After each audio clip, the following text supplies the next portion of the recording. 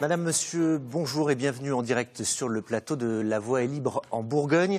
3 semaines après le choc des attentats à Charlie Hebdo, à Montrouge et dans le supermarché cachère de la Porte de Vincennes, nous allons parler d'un autre choc, celui né du constat que la nation n'était pas forcément toujours réunis et rassemblés. Il y a eu ici ou là des incidents lors de la minute de silence, de vives réticences de la part de certains élèves dans quelques établissements scolaires et des enseignants un peu désarmés parfois face à des enfants en rupture avec les valeurs de la République. Alors nous allons en discuter et puis débattre des remèdes proposés par la ministre de l'Éducation avec nos 4 invités réunis autour de cette table. Denis Rolland, bonjour. Bonjour. Vous êtes le recteur de l'Académie de Dijon.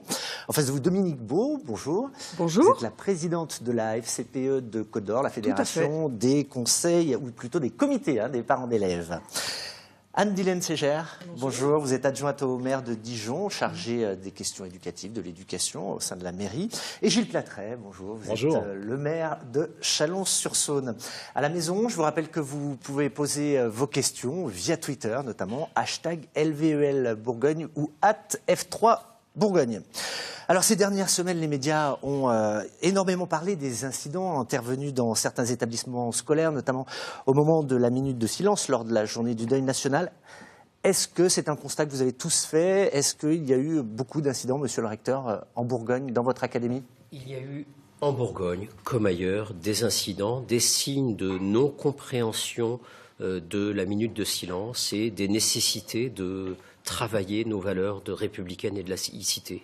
C'est ce qui a, ça a nécessité du dialogue avec certains élèves, c'est ça?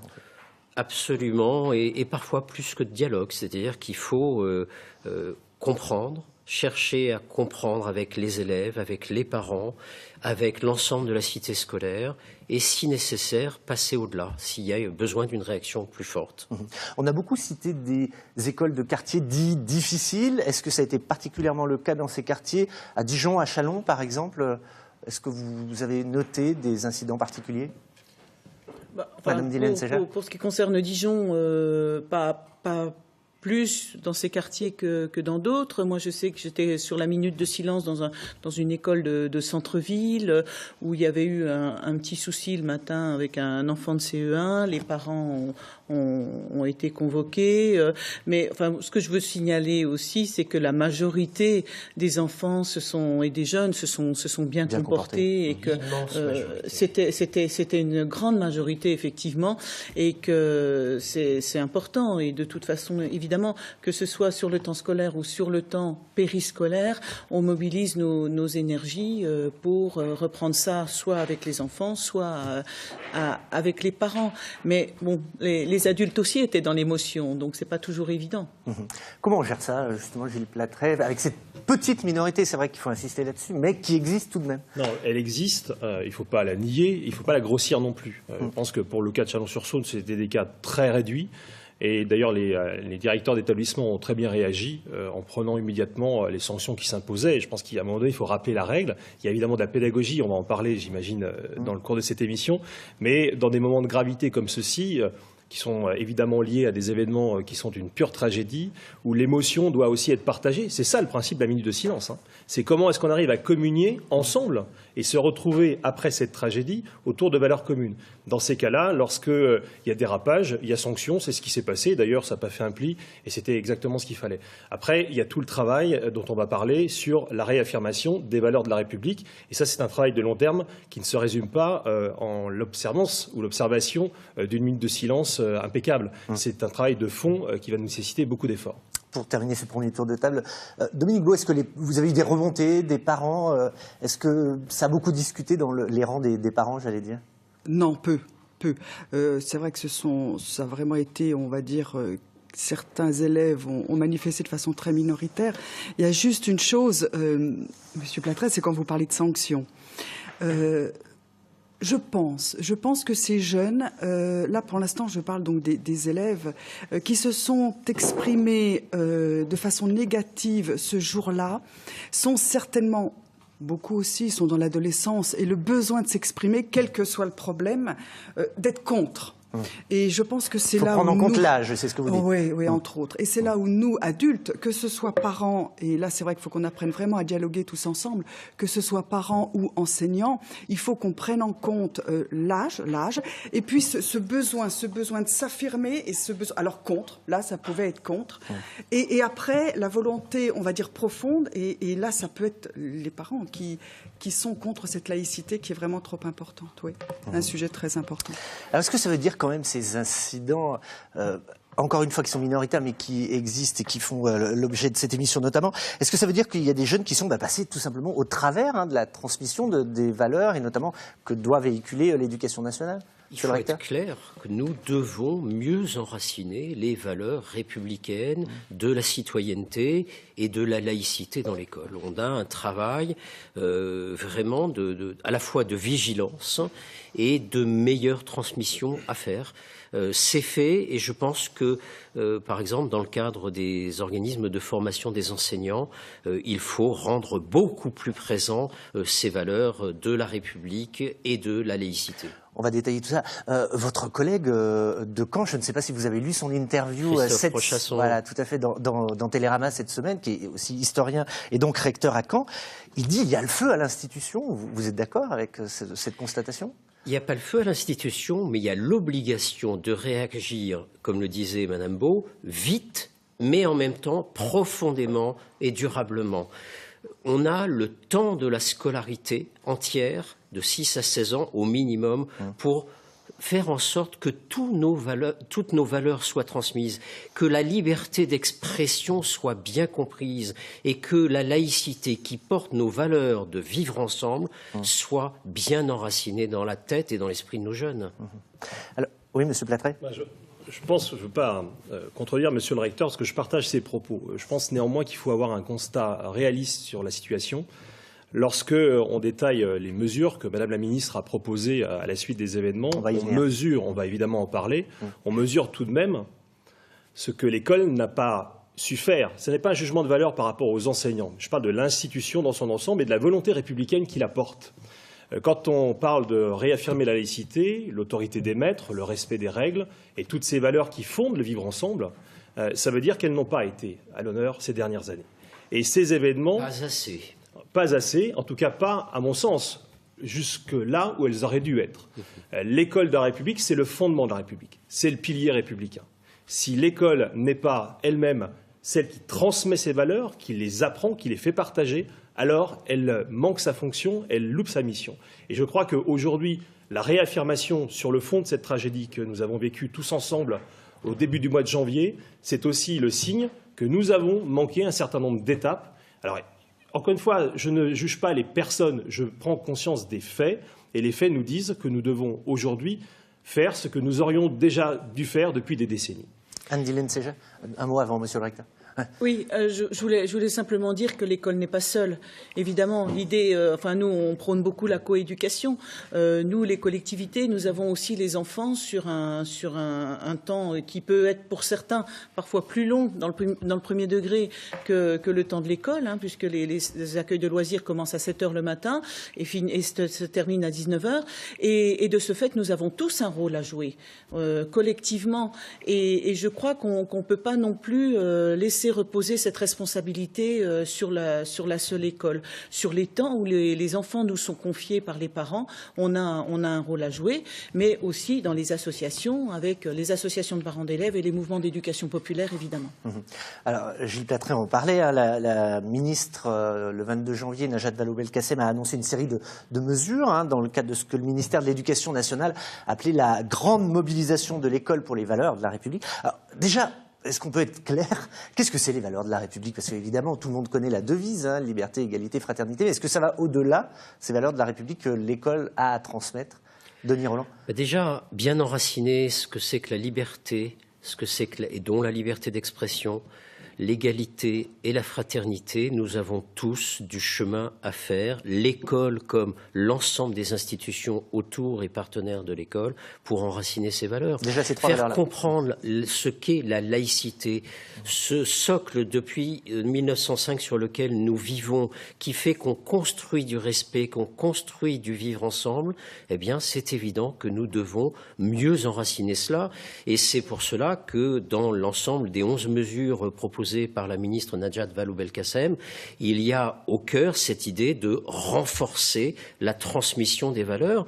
Et je pense qu'il faut qu'on ait un caractère aussi militant comme l'a eu la Troisième République militante aujourd'hui, pour, effectivement, dans toutes les disciplines, c'est pas seulement le propre de l'histoire-géographie, toutes les matières peuvent enseigner le respect d'autrui, la tolérance, peuvent enseigner ces valeurs de liberté, d'égalité, de fraternité. Ça veut dire aussi qu'il faut qu'on ait une pédagogie de plus en plus interactive, où le dialogue, la discussion avec l'enseignant soit au cœur de l'école.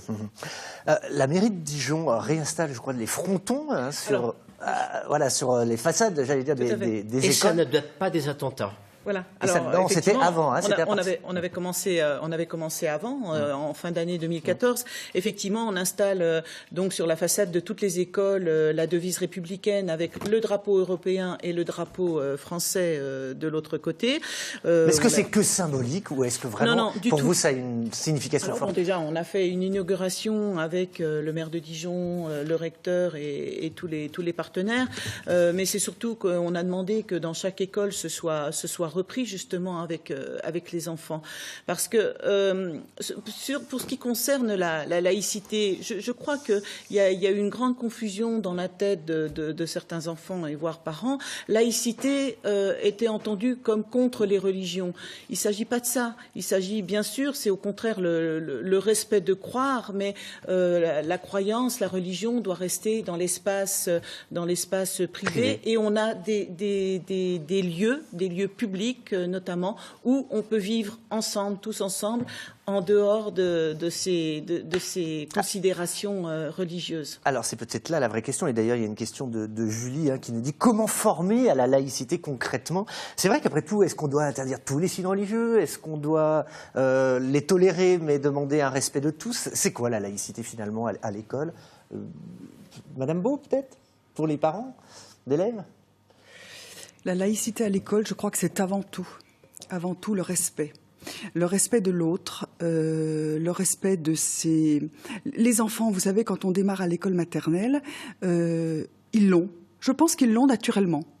Ils l'ont, la laïcité, la liberté. Ils voient pas ce que nous, adultes, nous mettons peu à peu en place toutes ces frontières, Ils ne l'ont pas. Si on pouvait continuer par le dialogue, je dis bien le dialogue. Alors après le dialogue, que ce soit les enseignants avec les enfants ou les enseignants avec les parents, donc ça c'est vraiment la communauté éducative. Si tous on pouvait continuer à dialoguer. Après, ils vont apprendre. Il y a certaines choses qu'ils vont apprendre. Les enfants doivent se construire. Ça va devenir des adolescents. J'en parlais tout à l'heure, des adolescents qui vont devoir se confronter à l'adulte. Il faut qu'on le permette. Il faut qu'on le permette aussi bien dans la structure familiale que dans la structure au niveau de l'école. Et à l'heure actuelle, j'ai tendance à dire en tant que parent d'élève, j'aimerais que ce discours continue, c'est-à-dire que on ait nous un vrai dialogue avec le scolaire, mais que les enseignants aussi aient un vrai dialogue avec les enfants et pas seulement je vais vous dire ce que c'est que la laïcité, que la liberté. Faut pas que ce soit une injonction, comme vous dites. Non. Si seulement ça pouvait être un dialogue. Je pense que par le dialogue, les enfants vont se construire parce que maintenant c'est comme ça. Je suis désolée, la société c'est comme ça, c'est le dialogue. Et ce qu'ils ne trouveront pas à l'école, pouvoir construire son esprit. Ils vont aller le chercher où? Sur Facebook, sur Internet. Et là, il n'y a pas vraiment de dialogue, là. Donc voilà un peu notre idée. Sur la nécessité du dialogue, on est tous d'accord, mais le dialogue n'implique pas forcément une négociation. C'est-à-dire que le principe ne se négocie pas. Il y a des principes sur lesquels il faut rester ferme. La laïcité doit d'abord être comprise, parce que vous avez raison de souligner la difficulté de sa définition. Vous savez sans doute que j'ai été chargé par François Baroin de coprésider un groupe de travail des maires de France sur la laïcité. On va commencer par essayer de s'entendre sur une définition de la laïcité, dans son principe et dans son épure. Parce que c'est vrai que ça peut donner... Voilà, ça peut donner du discussion. recours à des interprétations, et bon, c'est normal. Mais il faut qu'on s'entende tous ensemble, et ça, c'est une vraie réflexion nationale à avoir sur ce qu'on y met. Je pense que le principe de base, il faut y revenir, tel qu'il a été affirmé par la loi de 1905, c'est la séparation du fait politique et du fait religieux. C'est-à-dire que nous avons un espace, en France, qui est un espace public, dans lequel les religions ne peuvent pas imposer leurs lois. Les religions ont toute latitude pour se déployer, la croyance est respectée, le mot de respect est employé tout à l'heure, mais dans l'espace public, la religion n'entre pas, elle reste à la porte. Donc notre capacité aujourd'hui à réaffirmer cette culture de laïcité, elle doit être ferme, parce que si on commence les accommodements, c'est un mot, hélas, qui est conforme à une réalité qu'on a trop connue, alors il n'y a pas de fin. Vous savez, quand on a fait la loi de 1905, et même avant, au début du siècle, quand les agents des municipalités sont allés dans certaines écoles décrocher les crucifix, ça a été un branle-bas de combat général. Il ne faut pas croire que la loi de 1905 elle soit passée comme une lettre à la poste. Les catholiques ont fortement réagi. Aujourd'hui, les catholiques ont accepté le principe de laïcité. Eh bien, l'ensemble des religions doivent aujourd'hui s'inscrire dans ce mouvement. C'est une démarche à mener, mais c'est une démarche qui consolide les conditions nécessaires pour le vivre ensemble. Parce que si chacun amène sa petite loi dans l'espace public, alors il n'y a plus de possibilité de vivre ensemble. Denis Rolland. Moi, je crois que la laïcité, les valeurs de la République, ça s'enseigne dans les salles de classe avec du dialogue, mais ça s'enseigne aussi dans les couloirs, dans les réfectoires, dans les sorties scolaires. Et c'est important parce que qu'est-ce que ça veut dire? Ça veut dire développer l'esprit personnel, l'esprit critique de chaque élève. Et ça, c'est dans le dialogue que ça peut se construire. Ça veut dire garantir l'égalité entre tous les élèves, quels qu'ils soient, quelles que soient leurs croyances, les croyances individuelles, les croyances familiales. Et puis, c'est promouvoir la fraternité. Et ça, si on ne le fait pas à l'école et partout à l'école, et je peux vous assurer qu'on le fait, mais qu'on doit mieux le faire, c'est évident, qu'on doit mieux enraciner, eh bien, si on ne le fait pas à l'école, notre société serait en difficulté? Mais j'imagine que voilà, c'est un peu la théorie, j'allais dire, mais dans la pratique, est-ce que c'est facile de dire, bah voilà, toutes les religions s'arrêtent à la porte de l'école, mais si une jeune femme arrive voilée, par exemple, qu'est-ce qu'on fait? Est-ce que c'est facile pour les enseignants justement d'intervenir? Il n'y a pas d'enfants voilés à l'école, il n'y a pas de signes très ostentatoires de et ça ne pose pas de problème, quelle qu'elle soit, à l'école. Non, il ne faut pas qu'il y en ait, de façon à ce qu'il y ait du respect. Dans la sphère privée, on fait ce qu'on veut, et ça, c'est le fondement de notre République et de la laïcité. On fait ce qu'on veut, on est libre dans la sphère privée. Par contre, dans la sphère publique, et particulièrement à l'école, il faut qu'il y ait respect et tolérance, et partout, de la porte de l'école jusqu'à la porte le soir de l'école. Anne Lenseja. Oui, enfin moi je ne crois pas, Monsieur Platrey, qu'il s'agit de s'accommoder ou de faire sa petite loi chacun de notre côté. Simplement, il faut aussi qu'on puisse se mettre d'accord. Nous, on a dispensé des formations aux animateurs et aux agents de restauration sur la ville de Dijon sur la laïcité, pour effectivement que chacun comprenne bien de quoi il s'agit. Donc il y a eu, on l'a fait avec, c'est la Ligue de l'enseignement qui formait les personnels, et donc ça a été extrêmement important. De cette formation, il est ressorti une charte de la laïcité, donc qui est donc appliquée sur le temps de pause méridienne, réalisée par les agents eux-mêmes. Déjà, il fallait qu'ils arrivent à se comprendre entre animateurs et agents de restauration, parce que les contraintes ne sont pas les mêmes. Et voilà. Et donc, dans la mesure où ils travaillent dans une même équipe, il fallait qu'ils comprennent. Il fallait qu'ils comprennent le message politique. Il fallait qu'ils arrivent à définir ce qu'était la laïcité pour eux et ce qu'elle est en réalité. Et comment nous, ville de Dijon, on fait aussi avec parfois quelqu'un qui peut arriver voilé, des salariés temporaires, voilà. Et donc comment on réagit et donc tout cela a permis donc cette charte qui va être donc distribuée à tous les employés et tout nouvel embauché, et également dont certains articles qui concernent les familles vont être dans le règlement de la pause méridienne. Alors ça laisse dubitatif certains, et je vais vous poser une question, Dominique Beau, vous demandez en plus la parole. De Baptiste, par exemple, je ne sais pas si on le voit à l'antenne ou si on l'a vu à l'antenne, mais son tweet, la laïcité devenue religion d'État, c'est un piège, une illusion. C'est assez bien dit, c'est vrai. Est-ce qu'il ne faudrait pas d'abord éduquer justement les parents, les adultes à la laïcité avant même d'éduquer les parents? Je crois que c'est Elisabeth Badinter qui disait ça cette semaine. Dominique Beau, Gilles Platret. Je vais juste avant de répondre à votre question, je vais quand même intervenir. La laïcité, est-ce que c'est pas aussi, si ce n'est au sein de l'école où on a normalement une réunion de population au niveau des enfants, ils se retrouvent tous à l'école, on va dire en terrain neutre. Est-ce que c'est pas là où justement ils doivent se découvrir leurs différences avec un enseignant qui va être un arbitre, qui va être donc ça veut dire que l'enseignant doit connaître. Je ne suis pas sûre qu'au niveau des formations, à l'heure actuelle, ils aient une connaissance de toutes ces religions qui peuvent arriver. Mais il y a un moment donné, je pense que si on veut être arbitre, je n'ai pas dit juge, j'ai bien dit arbitre, il faut la connaissance de toutes ces religions, de toutes ces croyances, de façon à ce que les enfants, on ne peut pas, quand ils arrivent en maternelle ou en primaire, on ne peut pas les brimer alors qu'ils ont des questions et qu'ils ont envie de se confronter entre eux sur ce qu'ils croient, sur ce qui se passe à la maison. Et je pense que ça, l'école, c'est là où l'école va jouer son vrai rôle. Et à la limite, pour moi, la laïcité, elle est là. Et ensuite, peut-être une réaction de Denis Rolland. Bon, il y a une différence d'approche, je pense, avec Mme Beau, ce qui n'est pas complètement surprenant, parce que, bon, peut-être de milieux philosophiques qui ne sont pas exactement les mêmes, mais c'est l'intérêt de confronter un petit peu nos idées. Mme Beau parle des différences, moi je parle de l'unité. L'école, effectivement, ne peut pas se couper de la société. Elle accueille les enfants tels qu'ils sont, mais elle les forme pour en faire des citoyens. Et il n'y a pas 36 citoyens différents dans une république. Nous sommes tous individuellement différents, dissemblables de l'autre, mais nous avons une mission que nous partageons tous, c'est d'être des citoyens de cette république. Et cette mission, elle ne peut s'appuyer que sur un certain nombre de principes, et des principes qu'il s'agit de respecter.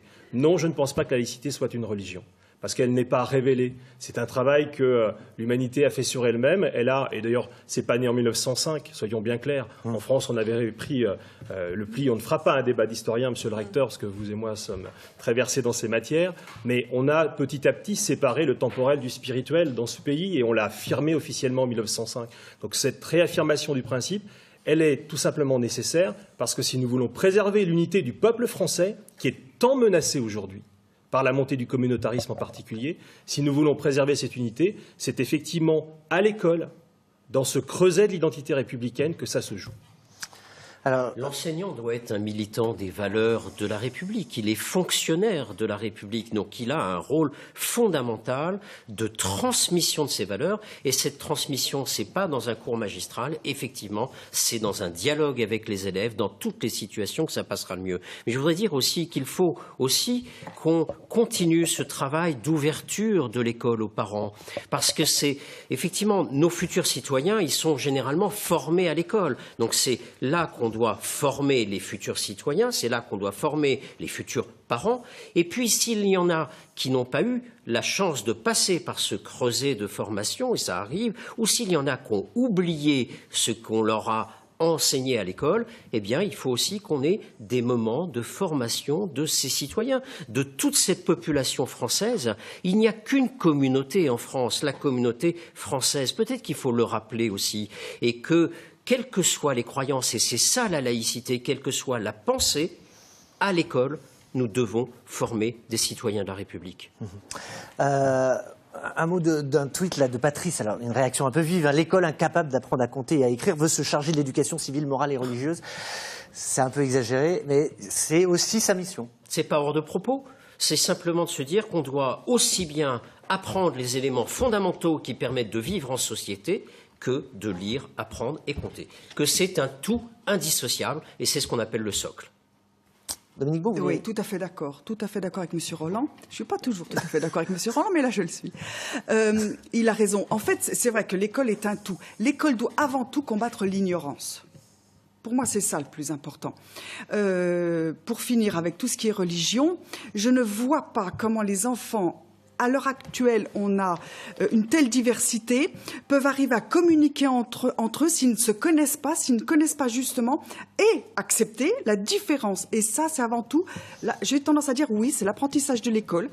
Alors bien sûr qu'il faut apprendre à compter, qu'il faut apprendre à écrire, qu'il faut apprendre à lire et qu'il faut apprendre à connaître l'autre avec ses différences. Et moi, c'est là où la République se construira. Et c'est pas toujours évident. On a vu cette semaine un enfant de 8 ans convoqué dans un commissariat à Nice. Est-ce que c'était pas à l'école de régler le problème ou est-ce que vraiment, voilà, il fallait, comme l'a dit Najat Vallaud-Belkacem, je crois, c'était une bonne réaction des enseignants d'aller jusqu'au bout et d'avoir cette démarche pédagogique? Il ne faut laisser à l'école aucun comportement qui ne correspond pas aux valeurs de la République impuni. Il faut comprendre, expliquer. C'est ça la mission de l'école. Donc c'est normal que l'enseignant signale à son directeur, signale à son chef d'établissement les choses. Après, la réaction doit être ajustée entre les mots de l'enfant et les valeurs de l'adulte, entre les mots de l'enfant et la réaction adaptée à un adulte. Là, il faut ajuster. Et en même temps, je pense qu'il faut à chaque fois réagir. C'est l'obligation de dire on a une réaction qui pose problème, trouvons la bonne attitude, la bonne réaction, mais ne laissons jamais ces comportements sans réaction. Julie Platret, tout à l'heure, vous parliez de fermeté, il faut être ferme. Bien sûr, il y a à la fois la réaction face à des propos, des actes qui sont condamnables et qui pourraient d'ailleurs, s'ils n'étaient pas à un moment donné sanctionnés, faire tache d'huile. C'est aussi la force de l'exemple, disons-le bien.